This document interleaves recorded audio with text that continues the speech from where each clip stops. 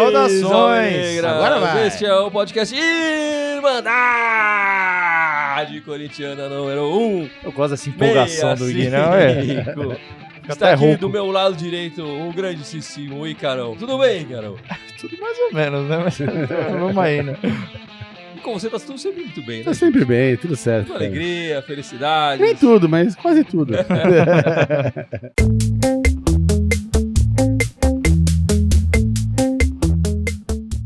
Eu queria começar falando com o Gibson aqui, Gibson. Eu ouvi dizer, há boatos por aí. Há boatos. Que em determinada parte da sua vida, da sua existência aqui na Terra, você passou alguns dias frequentando umas aulas de economia, assim. Em algum momento, sim. Em algum momento, né? sim. Ouvir boatos é ótimo. Na economia a gente sabe que não basta a empresa, o produto, a moeda, enfim, ter o seu valor. Ela precisa ter as pessoas precisam perceber esse valor, né? Às vezes a percepção do valor é mais importante até do que o valor da a maior parte das coisas nem tem muito valor intrínseco, é um valor percebido. É um valor percebido. Ou agregado, né? Exatamente. E aí que eu queria chegar. Porque o Corinthians, na semana passada, tava com o valor percebido, era: vamos lutar, vamos brigar por esse título brasileiro, sim. Estamos na luta, estamos Ele melhora a brigando. cada semana, né? O começo do programa, né? E agora? Ele ficou escrevendo, né? O texto não existe improviso aqui. E essa semana, com esse empate 2-2, bem feio do Corinthians contra o Ceará, a percepção qual é que é, Gibson? Não, eu acho que a percepção a percepção que já havia desde o começo do campeonato de perder pontos estúpidos contra times que não pode se perder pontos estúpidos, né? Não é a primeira vez no campeonato que a gente perde pontos importantes contra jogos que a gente podia ter ganho razoavelmente tranquilo, né? Teve aquele caso recente agora com o Avaí também, que foi 2 pontinhos que a gente jogou no lixo. Teve outros jogos até anteriores que nem eram times contra times pequenos, mas que eram jogos que claramente o Corinthians poderia ter ganho. Aquele jogo contra o Inter, por exemplo, o Corinthians poderia ter ganho aquele jogo numa boa, sem estresse, e aí ficou aquele empate, ficou naquele pra mim foram 2 pontos também jogados no lixo, né? Então só aí, se for fazer uma matemática, já são 6 pontinhos jogados no lixo. Se for caçar, tem mais. Tem mais. Então, assim, pra ser campeão, cara, do Campeonato Brasileiro, é um campeonato de constância. Isso aí cobra o preço lá na frente, cara. Né? Isso cobra o preço. Sem dúvida nenhuma. Né? Quer dizer que a gente saiu do par do campeonato? Não.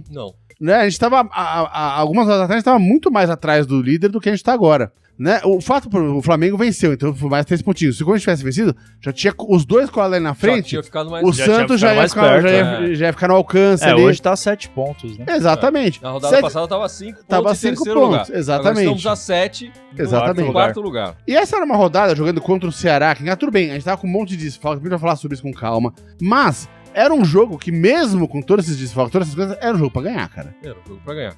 Tava ganho o jogo, né? E o jogo pra ganhar a gente começou ganhando 2-0. Exatamente. Eu vou complementar o que o Gibson tá falando. Um time que quer ser campeão não pode empatar o jogo que empatou ontem. Isso é um fato, né? Não é nem só que tava ganhando. Não era pra ter tomado o empate das circunstâncias que foi. Eu defino o momento do Corinthians com 2 palavras: acomodação, que gera displicência, ou vice-versa. Porque o segundo tempo do Corinthians me soou com uma displicência absurda, foi uma horrível. acomodação absurda, Horrível. E os gols que a gente tomou é ridículo, cara. Você pode falar que o cara, nossa, que passe bonito que ele acertou, o cara que fez o gol, nossa, ele pegou na veia. Tá, mérito do cara, mas assim, do nosso lado, o cara parecia que tava jogando altinha dentro da nossa defesa, né? Ele parou, olhou, levantou a cabeça, fez um lançamento. O cara passando nas costas do Carlos Augusto foi uma coisa bizonha, assim, foi amador. O Carlos Augusto até fez um pouco de meia-culpa, né? Mas olhando ali o lance... O Cleison também... Sem dúvida. Um espectador parou, ali, né? Parou. Ali, O segundo gol... eu posso estar muito errado, vocês podem me corrigir aqui, mas o último gol olímpico que eu lembro foi do Roberto Carlos contra a Portuguesa. Exatamente. Nas mesmas circunstâncias que esse gol. E eu não lembro de ver outro gol olímpico, porque os goleiros tão ligeiros, são espertos para não tomar esse tipo de gol. Pra mim, a falha que o Cássio teve ali foi uma falha inaceitável pra um goleiro do nível do Cássio. Você vê o lance, antes dele cobrar o escanteio, o Cássio tá na linha da pequena área, assim. É uma coisa bizonha. O que o Cássio falou, e que fica aí a favor da posição dele, é que o Corinthians faz um estudo dos jogadores, de como é que o time deles bate falta, bate escanteio e tal. Eles não tinham grandes batedores, não tinha nada disso. Então, ele já se posicionou para mais no meio da área, porque a percepção, novamente, que se havia contra o Ceará é que o risco dele tentar um gol olímpico era quase zero. A percepção da comissão técnica era de que não havia esse risco. E o cara viu muito bem o lance ali e acertou um chute que eu acho que ele pode tentar 10 vezes e não vai acertar nenhuma, né? Tô te ouvindo, é um argumento, mas não justifica. Eu achei que... Tem uma outra questão também que não lembro quem comentou no pós-jogo isso. E foi o seguinte, quando o cara vai bater o escanteio, no lado ali onde o cara tava, né? Se o cara é canhoto, ele bate fechado pra dentro, como se fosse um gol olímpico. Não era o caso, o cara é destro.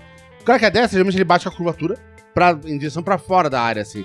E o pessoal vem... Tanto é que todo mundo falou, você pode ver, tá todo mundo, a defesa e o Ceará tá inteiro... Todo mundo adiantado. Ao contrário, pra trás, não tem ninguém adiantado, tá todo mundo fora da área. Não tem ninguém na área. Se fosse um cara que batesse... Da pequena área, né? Da pequena área, assim. Se fosse um cara que vai bater fechando a bola pro gol, aí fica todo mundo já ali na pequena área pra, do lado ali pra botar pra dentro. Mas não era o caso. Era um cara que ele bate, normalmente, pra fora. Fazendo a curva pra fora, em direção à marca do pênalti. Né? Então todo mundo vem de trás pra cabecear. Por isso que o Cássio tava mais pra frente. Mas, cara, era uma hipótese... 1 em 1 milhão que o cara ia conseguir fazer isso. O Cássio, o goleiro que ele é, no nível que ele é, a envergadura, por exemplo, que ele tem. Se ele tivesse, sei lá, um pouco antes, como já aconteceu em outras vezes, ele ia pegar. Eu sei, cara. Só que... Deixa eu só te interromper, Gibson. Acho que a gente tá discutindo demais um lance aqui específico do jogo. Eu acho que pior do que esse lance específico, e também o lance do segundo gol. Foi o todo, sem dúvida. Claro que foram duas falhas grandes do Corinthians, do Cássio, da defesa, enfim, de todo mundo. Eu acho que pior do que tudo isso é a postura que o Corinthians teve no segundo tempo, né? No primeiro tempo, o Corinthians dominou o jogo, fez 2-0 com um gol contra um gol do Wagner Love, podia ter feito muito mais. Sim, sem dúvida. O Carille disse que no intervalo ele avisou os jogadores que era um placar perigoso, e a equipe do segundo tempo voltou desatenta, e esses gols são frutos dessa desatenção, quer dizer, o pior é a postura do time. Não foi ele que levou um gol atrás do outro e o Corinthians ficou sem reação, né? Ele levou um gol, levou jogadas perigosas até... Era pra ter perdido. Olha, se o Ceará até ter sofrido esse segundo gol, e a equipe não acordou em nenhum momento do segundo tempo. Sim. Podia ter levado um gol e acordado. E de repente ter feito 3 ou 4, enfim. Sim. Aliviado um pouco a pressão. Não aconteceu isso. Mas eu acho que o pior do que a gente discutir esses momentos específicos, acho que a postura do time foi estranha. Como todo. Foi ruim, então, né? mas eu não sei se foi também só a postura. A postura foi deplorável, sem dúvida, mas teve algumas pessoas ali que são pessoas que não vêm jogando, no caso lá do nosso lateral direito, lá o Macedo. No caso do próprio Jadson, que vem entrando só geralmente em finalzinho de jogo. O primeiro tempo foi muito corrido, o Corinthians botou uma baita pressão, nos primeiros 30 minutos, depois até deu uma aliviada no finalzinho do primeiro tempo. Depois que marcou os gols, segundo, aí deu uma aliviada no finalzinho. E de forma inacreditável, o primeiro tempo, o lado direito funcionou, sem Pedrinho e Fagner funcionou. Sim, dentro do possível. Dentro do possível, claro. Vamos lá, não é comparável. Sim, mas o próprio Jadson fez uma atuação acima do que ele vinha fazendo antes. Sem dúvida. O fato pra mim é que no segundo tempo, o Jadson morreu, ele não tem condição de jogar 90 minutos. Não dá. O Jadson morreu, o Macedo morreu, o Vital não. O Avelar saiu. Não tava jogando, ele é super importante na defesa ali, não ficou sem fôlego, mas se machucou, sentiu a perna, teve que sair, né? O Love morreu no segundo tempo também, ele não conseguia ele começou a errar passe besta, você vê que a perna pesada. Porque os caras têm um dia ruim, todo mundo tem um dia ruim, mas... Pô, cara, o cara tem que aguentar jogar 90 minutos, cara. Então, mas é semana livre, né? Não, e eu entendo que você teve esteja falando... Eu ia chegar nesse ponto. Eu entendo que você esteja falando da questão de preparo físico. Mas aí, como um todo, juntando com a questão de postura... Desculpa, cara, um time que tá disputando título, tem as pretensões de título... Eu tenho lá minhas dúvidas se tem de fato, porque não tem esse preparo, não tem um planejamento pra aguentar um jogo às 11 horas da manhã no sábado. Que cai na história da percepção, né?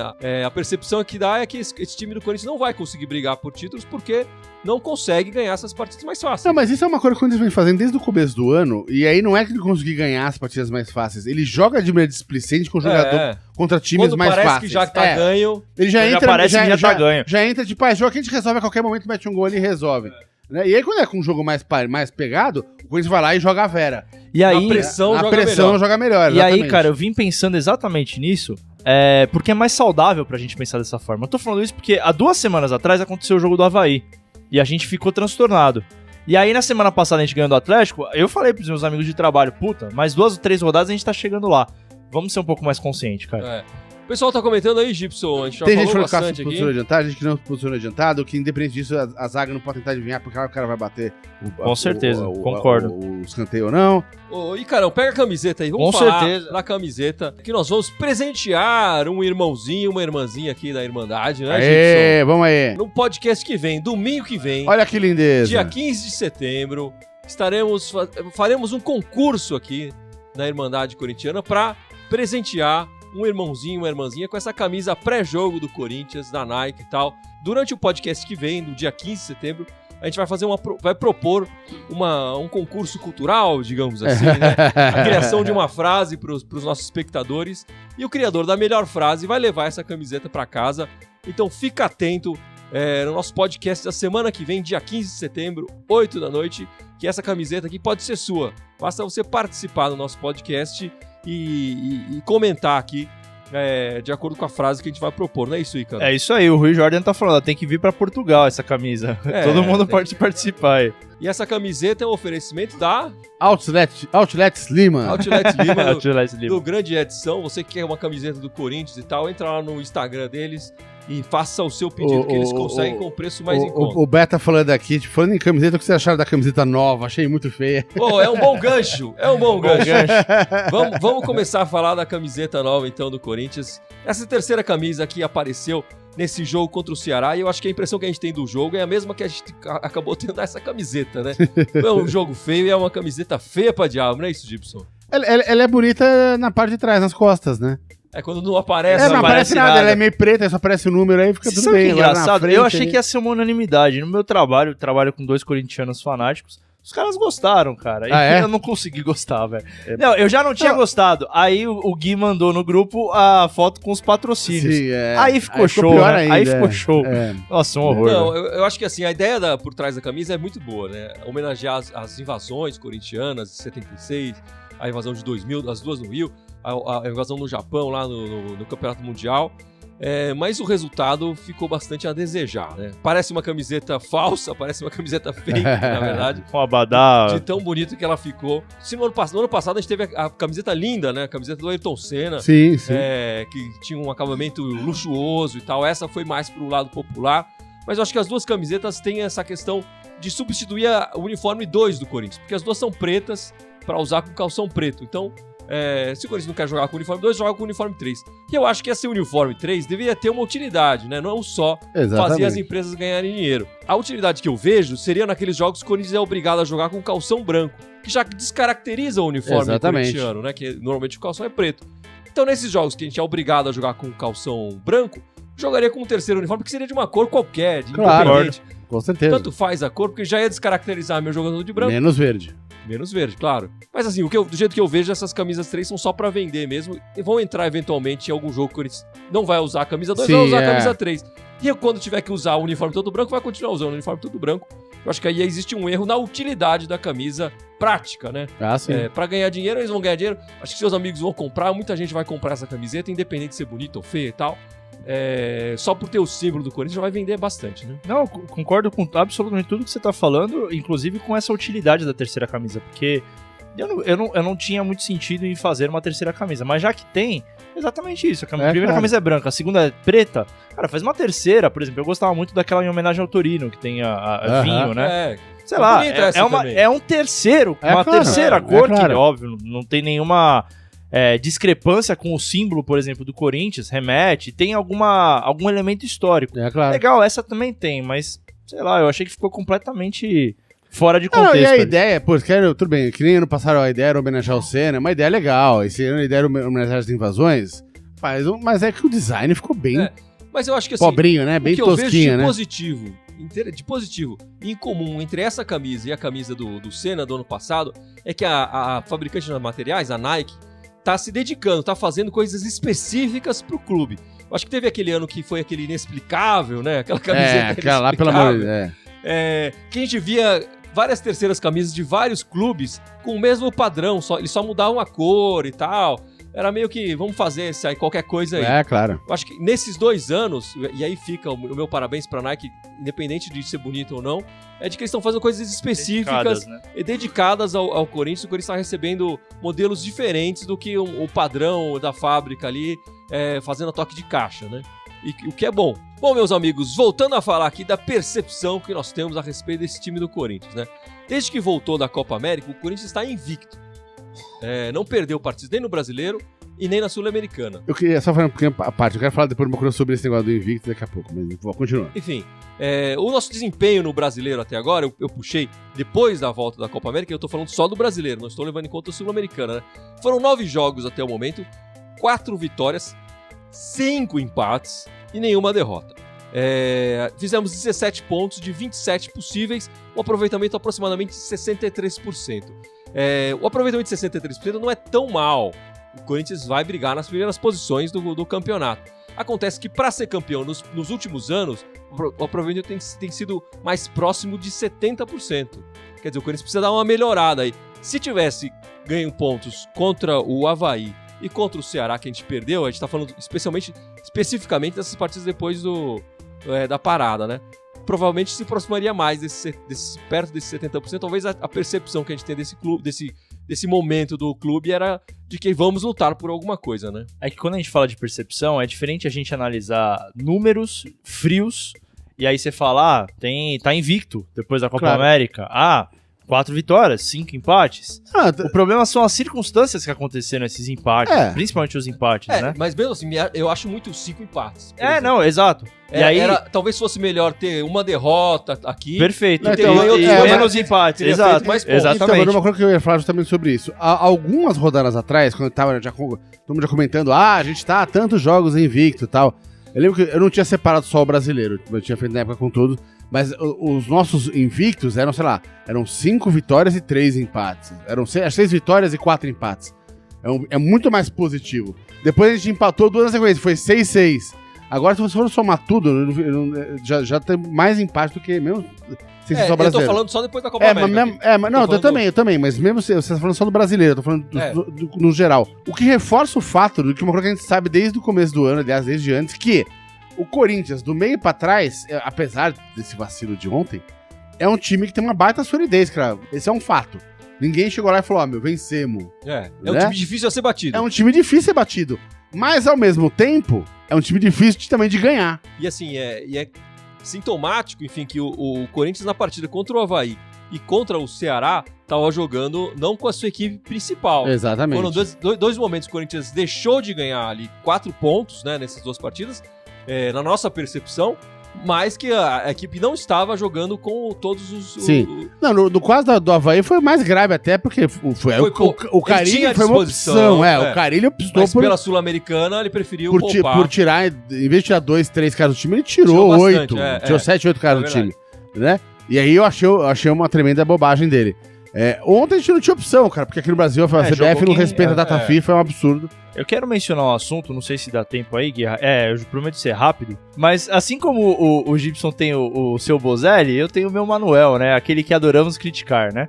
E o Manuel, por mais que esteja jogando bem, ontem aconteceu uma situação no meio do jogo muito curiosa, que foi a questão da faixa de capitão. Não sei se vocês viram. Sim. E eu queria falar um pouco... bem lembrado. Eu queria falar um pouco sobre isso, porque naquela circunstância ali, só pra elucidar pra galera, o Danilo Avelar era o capitão, tava saindo machucado, deixou a faixa com o Gabriel, e o Gabriel instantaneamente falou, Manuel, é sua, foi pro Manuel.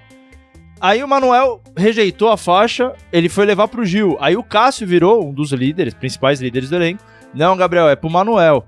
Manuel, tá aqui a faixa. Não quero a faixa. O Gabriel, enfim, se enfesou e botou a faixa.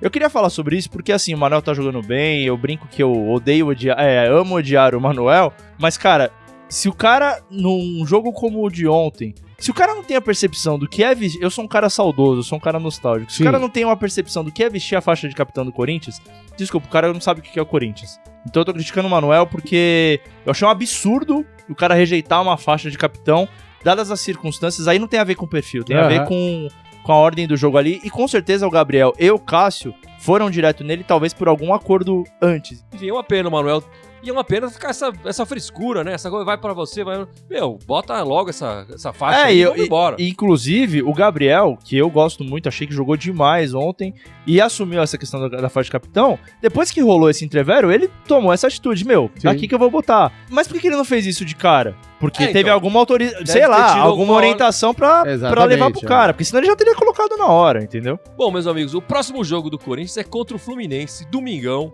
4 da tarde. Eu fiz De volta pro horário normal. Nessa partida a gente não vai jogar sem o Cleison, né? E lembrando que o Everaldo também tá machucado, também não vai estar à disposição do Carille. Corinthians jogando contra o Fluminense pelo Campeonato Brasileiro, fora de casa, né? Já jogou 22 vezes. E desses 22 jogos, tem 6 vitórias, 8 empates e 8 derrotas. Até que tá bem equilibrado, achei que ia ser uma diferença maior. Mas acontece que esse jogo não será no Rio de Janeiro. E aí é que fica... Exatamente. É aquele fora de casa que é fora de casa pros dois, né? Fora de casa. O jogo vai ser em Brasília. E em Brasília, o retrospecto do Corinthians pelo Campeonato Brasileiro é extremamente favorável. Foram 11 jogos em Brasília até o momento. Às vezes, a maioria deles contra times do Cariocas, que foram mandar o jogo lá, mas também tivemos jogos contra o Brasiliense e outros times ali próximos da região. Mas foram 11 jogos e o retrospecto do Corinthians é extremamente favorável. 8 vitórias, 1 empate, 2 derrotas. O último jogo que o Corinthians fez em Brasília foi o ano passado, foi aquele jogo que o 4x1 pro Corinthians de virada em cima do Vasco. 3 Romero, gols né? do Romero. O pessoal vai lembrar bem dessa partida. 3 gols do Romero. É difícil ter 3 gols do Romero. Foi uma partida espetacular do Corinthians. Começou perdendo e no primeiro tempo já tinha virado, enfim. Fica esse retrospecto extremamente favorável pro Corinthians. A questão é que também uma dessas 2 derrotas foi pro próprio Fluminense em 2016, jogando lá em Brasília. Mas enfim, Brasília... E lembrando que o momento do Fluminense também não tá grande coisa, né? O nosso pode também tá, depois desse empate caseiro do gosto, mas do Fluminense tá esquisito também, né? O Fluminense ainda está na zona de rebaixamento. Ele ganhou essa rodada, mas ainda está na zona de rebaixamento, lutando pra sair ali da zona de rebaixamento, e quase todos os times do Brasil torcendo pra ele ficar, pra ele ser rebaixado, porque o Fluminense tá devendo uma série. O Corinthians podia fazer a parte dele já pra ajudar a rebaixar, né? Com certeza. Mas o que vocês esperam dessa partida contra o Fluminense? Cara, é engraçado, mas nos últimos jogos do Corinthians eu não sei o que dizer, o que esperar. Porque assim, dadas as circunstâncias, o Corinthians lá em cima, na tabela, precisando vencer. É um estádio historicamente favorável, não vai ter aquela pressão massiva de torcida adversária. É um jogo bom pra ganhar. A gente vai ter quase todo mundo de volta ali também. Tem essa também, né? Faz diferença. Mas uma semana também. Uma semana de... Sem dúvida. Vai ter todo mundo de volta. Também teve descanso e o pessoal... Mas por exemplo, vai ter a semana de descanso, mas vai ter todo mundo de volta. Na melhor das hipóteses das circunstâncias, é jogo pro Corinthians ganhar, fato, e ganhar bem, não é ganhar apertado. Mas eu não sei, não sei o que dizer. O que você espera dessa partida, Gibson? Não, o que eu espero é que o Corinthians agora pelo menos vá pegar esses 3 pontinhos lá pra ficar menos amargo dessa semana, mas o Fluminense não é um time besta, tá brigando ali pra não cair, não vai... Os jogos da Sul-Americana foram difíceis, exatamente, exatamente, não foi nada tranquilo. Mas eu tô botando uma fé que o Corinthians sai 3 pontinhos de lá sim. Nas últimas 5 rodadas do Brasileiro, o Corinthians tem feito essa inversão, né? Empate, vitória, empate, vitória, empate. Agora seria a hora da vitória também. Pela lógica. Pela lógica. Nas últimas rodadas é o que a gente espera do Corinthians ali. O Corinthians que pra mim não precisa dar show, não. Precisa ganhar, trazer 1-0, pontos acabou, lá. tchau. E a gente começar a pensar mais na ponta da tabela mais ainda, né? Eu acho que não precisa dar show, mas eu queria uma vitória segura pra dar confiança também, né? Porque eu acho que uma vitória segura, que você faz uns 2-0 ali, jogando bem, legal, sem tomar aquele sufoco. Eu acho que a questão não é nem tanto o placar, mas a questão é a autoridade. Jogar com autoridade. Exato, autoridade. Não é o placar numérico, é o placar você sai com 1-0, mas você abafou, o time adversário amassou, exato. Acabou, já sai feliz, sai com moral. E o pessoal comentando aí, Gibson? Muita gente aqui comentando sobre quem que entraria então no lugar, já que o Everaldo vai jogar aqui do Cleison. Todo mundo falando que provavelmente botar o Ramiro, que é quase um volante. Cara, eu vou te falar, a galera tá transtornada aqui com o Ramiro, viu? O pessoal exagera um pouco, eu acho difícil o cara colocar o Ramiro. Não sei quem ele vai colocar no lugar. Eu vou dizer que eu não acho difícil. Eu também não acho difícil, não. Mas difícil eu não acho, não. Eu não acho difícil não, cara. Eu acho que se fosse pro lado direito era mais provável. Lembra que o Cleison por causa do lado. Entendi. Mais isso beleza. Esquerda. Isso sim. Eu quero acreditar que vai entrar o Janderson, o garoto Janderson, aí vai ter uma chance de começar a partida. Eu tenho minhas se eu tivesse dúvidas, que apostar, eu apostaria que ele vai puxar o Love pra esquerda e vai colocar o Gustavo ou o Bozelli se o Bozelli estiver bem. Mais provável é o Gustavo, né? Gustavo, exato. Tá machucado e tal, nessa partida contra o Ceará nem tava no banco. Bom, meus amigos, a gente precisa falar das meninas também, senão o Fábio vai me matar. Com certeza. E merece falar. Porque essa semana as meninas conseguiram mais uma vitória. O 31º, né, nessa sequência de vitória seguida, né? Nem vitória seguida. É vitória. E com autoridade, né? E não foi jogo besta não, hein? Então. É a fase semifinal do Brasileiro, né? Semifinal. Sim. Semifinal do Brasileiro, jogando fora de casa contra o Flamengo. O Flamengo, eu prefiro mandar o jogo no Espírito Santo, mas enfim, aí é um problema deles. Jogando fora de casa contra o Flamengo, as meninas ganharam de 2-1. Saíram ganhando, levaram um empate, depois fizeram o gol da vitória. No jogo de ida, né? Ainda tem o jogo de volta que vai ser em casa, vai ser provavelmente na Fazendinha ali. E a gente espera que as meninas consigam essa classificação aí pra final do Brasil. Mas já 32ª vitória. O melhor é a galera. Vou seguir o conselho da galera, a gente discutindo aqui quem entra no lugar do Cleiton, bota a Tamires lá, que com certeza vai dar certo. Muita gente brincou lá no Pelo amor de Deus, post bem melhor.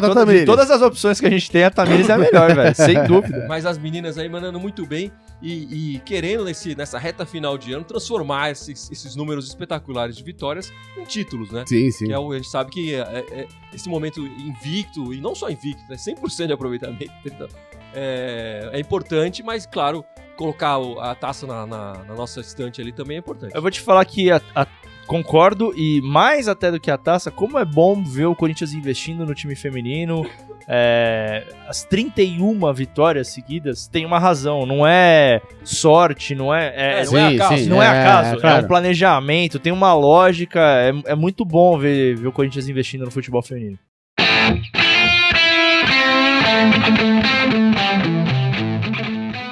E temos rede nova, social nova, né? Agora pra galera seguir, né? Amigos. Temos uma... Só pra embananar mais o final do programa, né? Só pra agora são 8.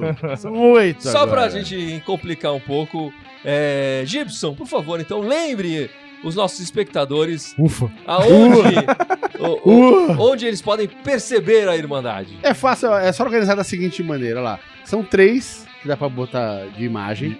Um que é mais de imagem e fala, e aí são 4 de áudio. Então fica fácil. Faz sentido. De organizar assim, né? Um bom raciocínio. Então, fora o Facebook que a gente tá aqui agora, tem o YouTube, o Instagram, que é mais imagem, os 3, né? E o Twitter, que também tem imagenzinha, mas é mais que a pessoa escreve mais ali. E aí tem 4 de áudio, agora só tinha 3 de áudio. A gente só tinha o Spotify, o iTunes e o SoundCloud. E agora temos também o Deezer. Estamos no Deezer. Então agora foi 4x4, equilibramos as mídias sociais. Bom esse raciocínio aí, eu vou começar a usar, hein? Achei válido. Mas estamos no Deezer, pra você que usa esse aplicativo de música e podcast. De streaming, pode mandar bala lá. Acompanha a gente lá, galera. Em todos eles, aliás, Irmandade Corintiana. Irmandade Corintiana só no Twitter, que era Irmandade Timão, porque tinha uma restrição ali de caracteres, então não deu pra deixar Irmandade Corintiana, ficou Irmandade Timão. É isso aí, meus amigos. Ficamos por aqui. Esperamos uma semana de Corinthians jogar sério pra valer. Com o Pedrinho, com o Fagnão, indo pra cima do Fluminense. Essa vai ter que ser uma semana de 5 pontos. 2 que a gente perdeu e os 3 que a gente ganhar. Pra compensar, né? Vai, Corinthians! Vai, Corinthians, galera. Boa Valeu. semana pra todo mundo.